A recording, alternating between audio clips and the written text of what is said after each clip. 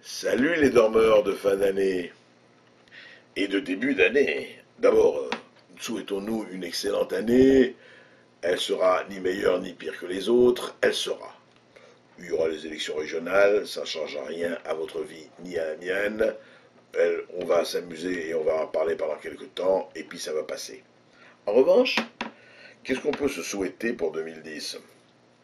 D'abord, beaucoup de bonheur, beaucoup d'amour, beaucoup de bon vin, beaucoup de choses qui vous font plaisir. Parce que le plaisir, c'est quand même la vertu qui reste quand on a tout oublié. Deuxièmement, un peu plus de lucidité, peut-être, pour un certain nombre de gens. Un certain nombre de princes qui nous gouvernent médiatiquement ou autres.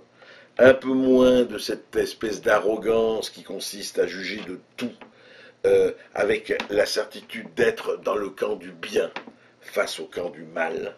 Et quand j'ai dit le camp du bien, je parle aussi bien du camp de la droite congelée que du camp de la gauche Marrakech, de ces gens-là, si vous voulez, qui vivent dans un confort absolument ouaté et qui n'arrêtent pas à hurler contre le déshonneur du monde, mais qu'est-ce qu'ils font? C'est pour ça que moi, aujourd'hui, c'est vrai, j'ai beaucoup plus de respect pour les Hayat Hirsi Ali, pour les Irshad Manji, pour un certain nombre de gens qui sont les Voltaires de notre temps, qui se battent contre les intolérances où qu'elles soient, qui se battent contre les fanatismes, qui se battent contre les intégrismes, et qui les désignent où qu'elles sont, que par rapport aux tristes chochottes gauchistes ou autres, qui remuent du croupion et qui n'osent pas appeler un chat, ni un voile un voile. Alors franchement, il faut là aussi que les gens se disent que, encore une fois, ne nous cachons pas derrière des postures.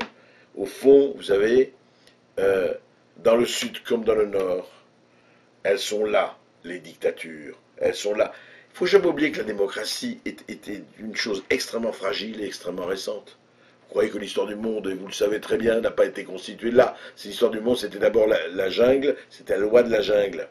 Petit à petit, il y a quoi, 2 siècles, même pas 2 siècles, est apparu l'habeas corpus, est apparue la Constitution américaine, la Déclaration des droits de l'homme, la Révolution française, les Lumières d'abord, qui ont engendré tout cela. Et alors, vous croyez que les Lumières sont encore en train d'illuminer le monde? Allons, allons, allons. Et vous reniez cet héritage des Lumières, et vous reniez la chose qui nous a faite, la chose qui fait qu'aujourd'hui on peut respirer un peu mieux et un peu plus haut.